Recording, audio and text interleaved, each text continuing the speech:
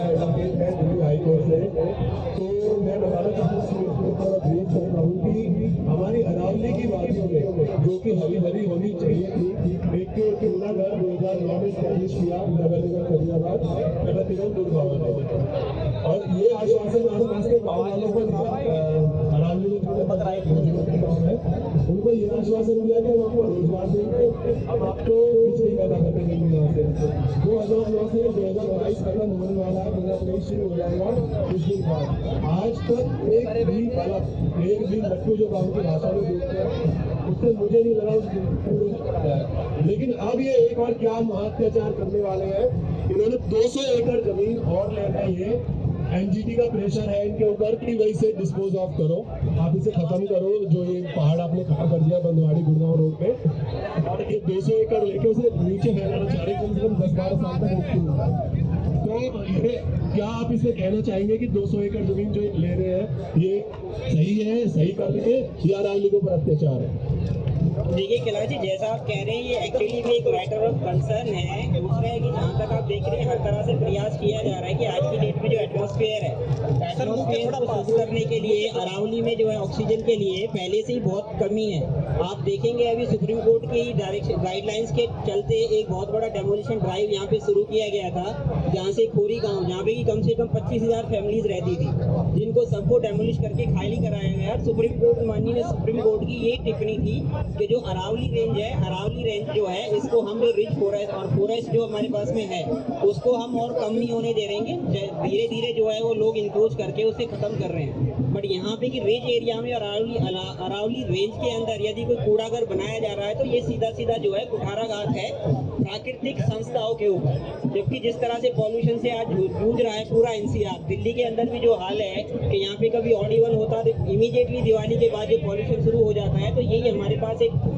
Oxygen belt है जो अरावली जो दिल्ली के सराउंडिंग में है, जो फरीदाबाद से जुड़ती है, तो इसको हर तरह से प्रिजर्व करना चाहिए। मेरे हिसाब से कानूनन भी ये सही नहीं है। मैं खुद एक एडवोकेट होते हुए आई एश्योर यू कि मेरी तरफ से आपको कोई भी लीगल सहायता चाहती है, चाहे एनजीटी में पिटीशन लगानी पड़े या ऑनरेबल सुप्रीम कोर्ट में लगानी पड़े, तो we should do this. Thank you.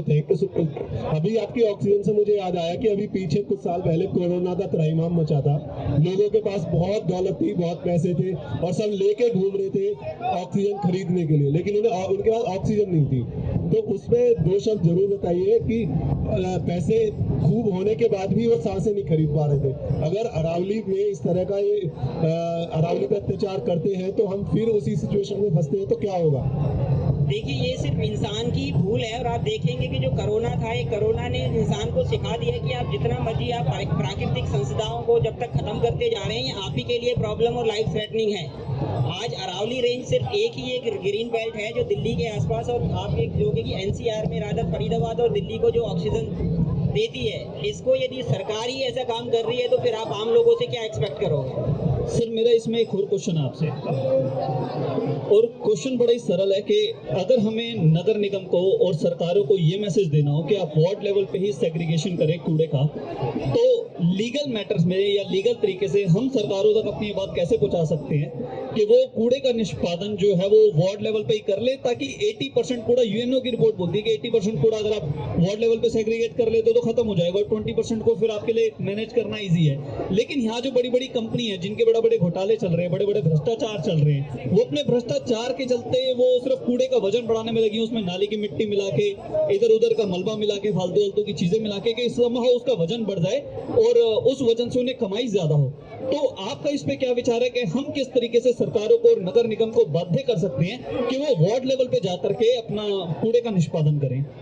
देखिए उसके लिए आपको जो मुहिम आप चला रहे हैं वो आप बहुत अच्छी चला रहे हैं, और दूसरा है कि आप वार्ड लेवल पे, जैसे आपने कहा कि इनिशियली आप जैसे बायोडिग्रेडेबल सीवेज होता है उसको आप हर तरह से सेग्रीगेट कर सकते हैं, 3 तरह से सेग्रीगेट करके आप फर्स्ट लेवल पे उसको डिस्पोज ऑफ करके कन्वर्ट कर सकते हैं, सो दैट जो आपके पास मैक्सिमम जो वेस्ट बचता है वो आपका कभी कूड़े का पहाड़ बनेगा ही नहीं, वो वहीं पे डिग्रेड होकर उसको आगे की तरफ चल सकता है। इसके लिए आप सजेशंस दे सकते हैं गवर्नमेंट को भी, वार्ड लेवल पे भी, और वार्ड लेवल पे यदि आपकी नहीं सुनी जाती है तो आप जो है कि